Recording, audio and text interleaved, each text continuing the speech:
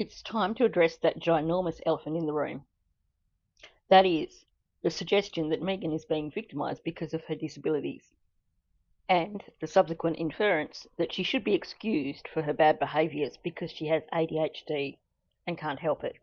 I'm calling BS on this, and this video is the first in a series where I plan on analysing her claims and providing people with the factual information to make their own decisions. I know that Meghan will ask this one question of me. What gives me the authority to make such an assessment? So let's get that out of the way first. I was diagnosed at an early age with ADHD. More specifically, I have combined attention deficit hyperactivity type ADHD. If you've ever done the test for ADHD and are therefore familiar with it, I literally tick all the criteria boxes. I'm about as ADHD as they come. This, of course, doesn't qualify me to act as an expert on ADHD.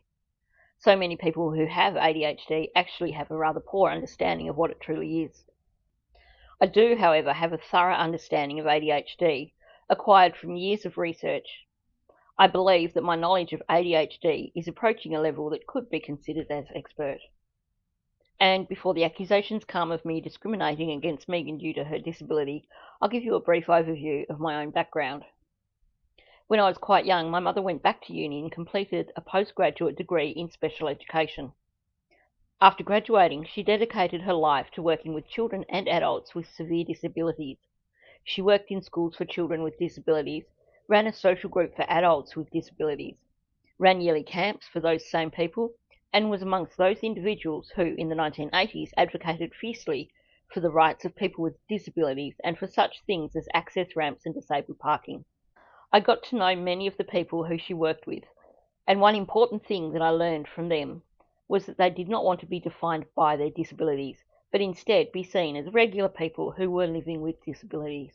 When I see Meghan attempting to weaponise her disabilities, this makes me sad and makes me want to speak out and help people to better understand what allowances we may need to make for her, and on the flip side, where she is attempting to guilt people into making the wrong types of allowances and excuse her for behaviours which should not be excused.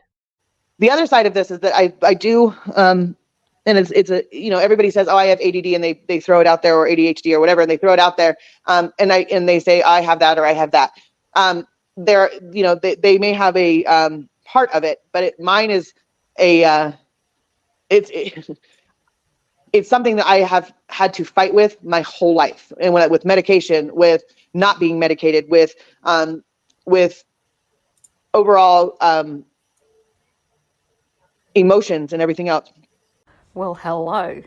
You've just described what millions of people who live with ADHD go through. ADHD is genetic. Most people are born with it, and it is a lifelong struggle for every person with ADHD. Sure, ADHD is now recognised as a spectrum disorder, just like autism spectrum disorder. It is different for every individual who has it, since symptoms and their intensity vary from person to person. Some people will display more symptoms than others. It is also situational, so that environmental factors, as in what's going on in the world around you and even your physical condition, also have a huge impact on the severity of symptoms. It's not something static that stays the same for your entire life. I can assure you, though, that there are millions of people out there whose ADHD symptoms are as bad as, if not worse, than Meghan's. What Meghan is trying to do here is to weaponise her ADHD, to gain sympathy by saying that people are treating her unfairly because they don't understand how hard it is for her as someone with extreme ADHD. And if they understood, then they would excuse her behaviours. The thing is, though, while some of her behaviour is prompted by her ADHD, this does not give her blanket immunity for behaviours that she very well can control. And asking people to excuse her because she has ADHD is quite simply pure manipulation. Word salad should be on the list. Yeah. It is actually. Well, not word salad, but yeah, when people say, oh, Meghan has word salad, yeah, you're right, she does, but it's not on purpose. not on purpose at all. It's just the way her brain works. And if people can't accept that, well then fuck off. Okay, let's address this one. What is meant by word salad? This is the description that people have come up with to describe when Meghan is suddenly all over the place with the topic, while at the same time tripping over words and using the wrong words. And yes, this is something that is connected to her ADHD, and which she can't help. But at the same time, it is still something that we need to pay attention to. Here's why. One of the things affected by ADHD is executive functioning. This is all about how people process information and make decisions, etc. For the purpose of this explanation, I'm going to focus on processing speed, how a person processes information as it comes in, and how they subsequently react. When it comes to ADHD, it's almost a given that an individual with ADHD will struggle with processing delays. It can take them more time to absorb information and then process that information in such a way that allows them to react. They might talk over the top of people during conversations simply because they haven't processed part of the conversation. They haven't had time to also process social cues and can see that the conversation is about to head off at a tangent before they can say that very important thing that they want to say. So they simply butt in because their brain hasn't processed the social cues which are telling them that it's not their turn to talk. Likewise, delays in processing can have a huge impact on how a person with ADHD performs during questioning, particularly if there is a level of stress involved. If they are feeling anxious over the topic of discussion, their ability to process information can become virtually blocked. They know that they're expected to provide an answer, but they're so anxious about providing that answer that they're simply going to blurt out whatever they can grasp at without stopping first to filter what they're saying. The greater the anxiety, the harder it becomes for them to process and edit before they speak.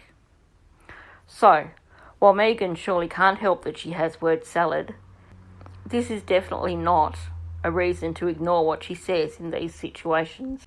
In reality, these are actually some of the most opportune times to pay attention. The word salad shows us that there is a reason for her to feel anxiety over that particular line of questioning. And quite often, these are the times when the truths slip out. Like when, and with that being said, I will say this too, the bipolar and ADD and ADHD are somewhat on the same curve of like the way they are, but they're on two different sides. Yes. So there's one that like it goes to the right or goes to the left, and the curve is identical, but and they have a lot of the same characteristics. But then there's one or two for bipolarness that are part of ADD and AD, or I should just say ADHD, but I've said it my whole life that way. So it's very frustrating because there's some kind of symptom that Okay, stop right there. Yes, there are symptoms which are shared between ADHD and bipolar. And for this reason, people have been misdiagnosed in the past. However, to date, these are recognised as being mutually exclusive. There are specific symptoms which are solely indicative of bipolar, and the same with ADHD. To say that you can place them on different sides of the same curve is majorly erroneous. You can view the two in terms of a Venn diagram in order to try and understand the similarities and differences. But to try and claim that they're two sides of the same disorder is totally wrong.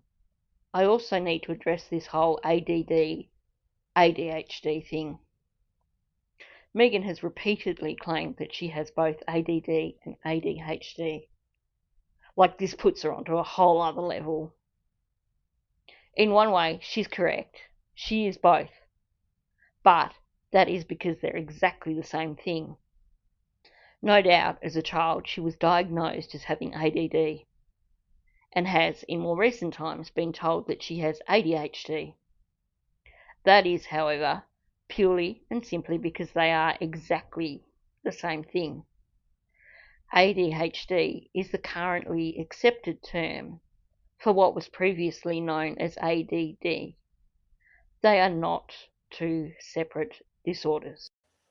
And so anyway, there are people that, that I know in my personal life, when I'm listening to them talk or I hear them, I can't diagnose them. I can't say but I can definitely give my opinion if they ask it.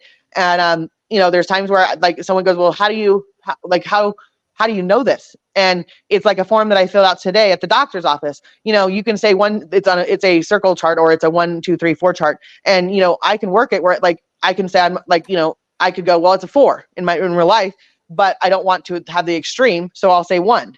Now they know that I can do that. They know that I will do that. So they have to, because I don't want I don't want the attention on me, and I want to belittle whatever's going on around me. So I try. And so they'll sit there and go, nope. So they have to do other testing for me in certain aspects of my life where they go, she's learned how to, because I've filled out the same paperwork every single 6 months, or, I've had the same doctor, or I've had, and I've stumped doctors at times. But the doctors that have known me since I've been born, they go, you are classic ADD and ADHD and learning disabled. So I fit into a box. Now, does that mean that I always love that box? Nope. and I hate it. Meghan is a little confused here in her understanding of the process of ADHD diagnosis. In terms of diagnosing ADHD as a child or as an adult, there is a list of criteria which are yes/no answers, such as, do you have difficulties with prioritizing tasks? Using this criteria, diagnosis for ADHD will only occur twice at the most. Since some professionals are still somewhat uninformed and diagnoses are yet to be streamlined, you may be diagnosed as having childhood ADHD and then be subsequently diagnosed with adult ADHD. Research has shown that ADHD is a lifelong disorder, so that eventually a childhood diagnosis of ADHD will suffice for an adult to receive treatment for their symptoms without the need for re-diagnosis. I believe that what Meghan is referring to when she discusses answering a range of questions with numbers 1 to 4 is actually a standard mental health assessment. This looks at such things as depression, psychopathy, etc. This is something that psychologists and psychiatrists do on a regular basis with patients in order to monitor those variables which can exist in a person's mental health. People who live with ADHD will often also struggle with what is referred to as comorbidities. These are other issues which affect their mental health, such as depression and anxiety.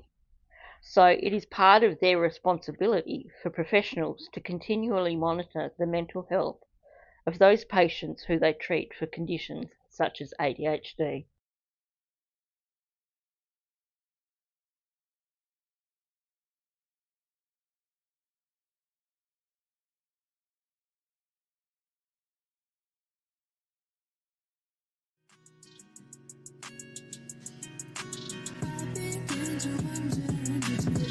Give a fuck about